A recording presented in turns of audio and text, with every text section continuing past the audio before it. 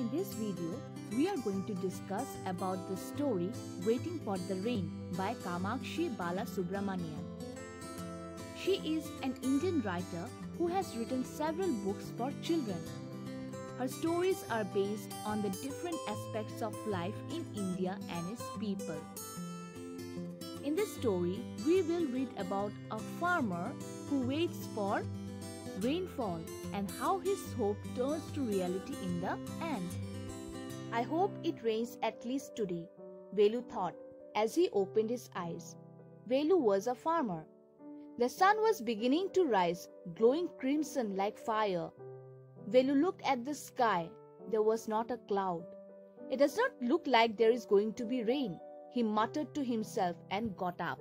The chapter opens with the scenario of a farmer named Velu waiting for the rain as soon as he opened his eyes in the morning. But as he looked up in the sky, he saw that there was no cloud and the sun was about to rise very bright. Velu was very disappointed, and so he started talking to himself that it does not seem there will be any rainfall.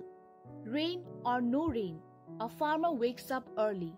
Velu worked hard on his piece of land. Season after season, he cultivated it, harvesting jowar one season and dal the next.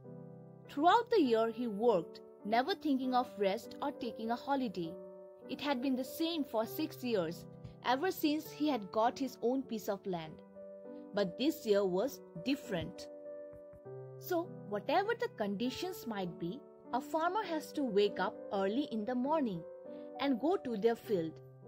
Similarly, Velu too was a very hard-working farmer.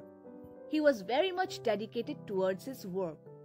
In one season, he used to cultivate jowar, which is a type of grain used to make flatbreads like chapatis. And the other season, he cultivated dal. Velu bought his own piece of land 6 years ago. And since then, he worked the entire year without any rest or holidays. But this year was not like any other years. Let's see why this year was different. At the end of summer, the rains did not come. Velu and his neighbors waited, but their waiting did not end. Days, weeks, and months passed, and still there was no rain. The fields were brown, the soil hardened, crusted, and cracked. Every day, the farmers hoped that the rains would come. Velu and the other farmers kept on waiting for days, weeks, and even months for rainfall, but still there was no sign of rain. And because of the absence of the rainfall, the lands were not in a very good condition. The soil got very hard and was totally brown. It also started cracking because of dryness. But every day, the farmers woke up with the hope that at least that particular day there might be rainfall. Someone said, "We ought to sacrifice an animal, a goat. That will please the heavens and the heavens will send down rain." Velu did not agree. He said, "The rain came all these years without any such sacrifice. How will killing a goat bring rain?" One of the farmers suggested that they must sacrifice a goat and offer it to God so that the gods get pleased and send rain. But Velu did not agree to this. He was of the opinion that since so many years the rainfall was constant without any such offerings to God. He decided to go to the weather office in the city and talk to someone. But the people at the weather office could not really tell him when the rains would come. "We are not sure ourselves," they exclaimed. "It's strange that the rain is still not here." Velu walked back to the village, tired, thirsty, and unhappy. He decided to rest for a while. Velu, instead of following the suggestion of sacrificing an animal to please God, he decided to go to the weather office in the city and inquire. But he got no positive answers from the weather experts as they themselves were not sure. Being upset, Velu returned back to his village. He was very thirsty and tired and thus wanted to rest for a while. He saw a large tree. Its shade was cool and inviting. As he sat down, he noticed that an old woman was also sitting there, sheltering from the sun. She was old, but her eyes were bright when she smiled. She looked at Velu and her smile grew wider. Velu noticed a huge tree whose shade seemed cool and inviting to him. He sat down under the tree to rest, and then he noticed there an old woman who was sheltering herself from the sun. When Velu looked at her, she gave a very bright smile to him. "What are you smiling at, Amma?" Velu asked. "Without the rains, there's nothing to smile about." Yes, you are right," the old woman said. She stopped smiling.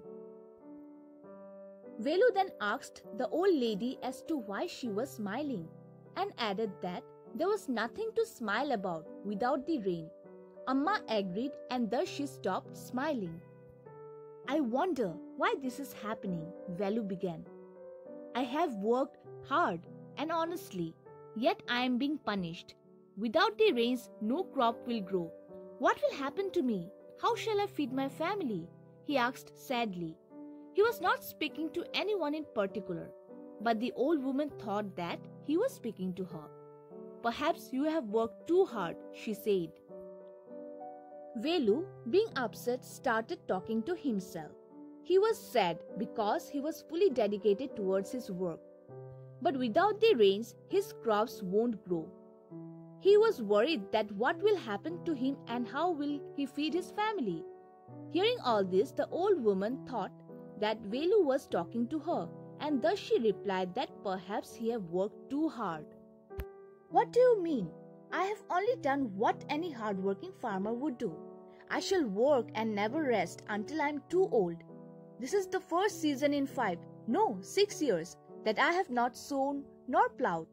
Oh, it is hard not to be able to work," said Velu a little angrily. Velu was a little angry as it was difficult for him to stay without sowing the seeds or plowing his field. He wanted to work as a hard-working farmer until he gets old. "But my son, that is what I am talking about. You have strength now.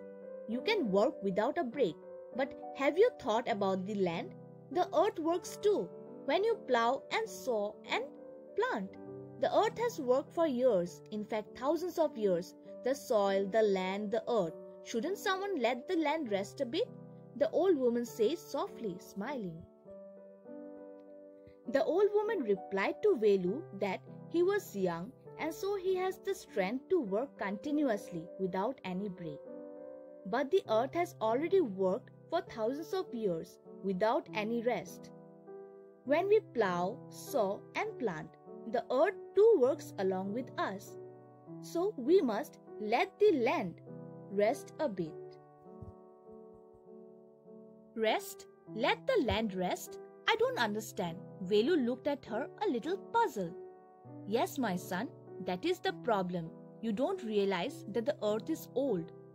But nature is a mother to all of us, to you and to me, and to the trees, the water and the soil. She takes care to give her children the rest they need," the old lady said. Velu began to understand. Velu was not able to understand how the land can take rest. The old lady then explained that we don't realize the earth being old. Nature is a mother to all of us, including the trees, the soil, and the water. She takes care of everyone as her children. Slowly, Velu began to understand. When the rains don't come, you are unhappy. But that way the land is left alone. The land lies resting, staring at the sky. And when the rains come, it will be fresh and ready for your crop. Go home, my son. Nature knows a thing or two. Go home, she said and got up. The old lady then advised Velu to go home and let nature do things in its own way. When there is no rainfall, farmers like him become sad and unhappy. On the other hand, the land gets time to take rest. It keeps on staring at the sky, and when the rains come, it will be fresh and ready for the crops. She walked away, After a while, Velu too got up and walked home. He thought about the land, his beloved piece of land. If the old woman was right, his land was perhaps resting peacefully, taking a break after years of cultivation. The old lady got up and walked away. Velu too got up and started walking back home. Now he thought of his piece of land which was loved by him very much. He was happy that his land was taking rest after several years of cultivation and hard work. Perhaps she's right, he thought. As he approached the village, it was already evening. The sun was low in the sky. And what was that? Velu felt tiny drops on his shoulder. He looked up. Yes, the clouds were gathering in the distance. It was growing dark. Soon there would be lightning and thunder and sweet fragrant rain. Velu ran home, laughing and happy. By the time Velu reached his village, it was already evening. He was busy in thinking that the old woman was right. Then suddenly, Velu felt tiny drops of rain on his shoulders. As he looked up at the sky, he saw the clouds gathering and growing dark. Velu came to know that there will be thunder and lightning, followed by rainfall. He then ran back home, happily smiling and laughing.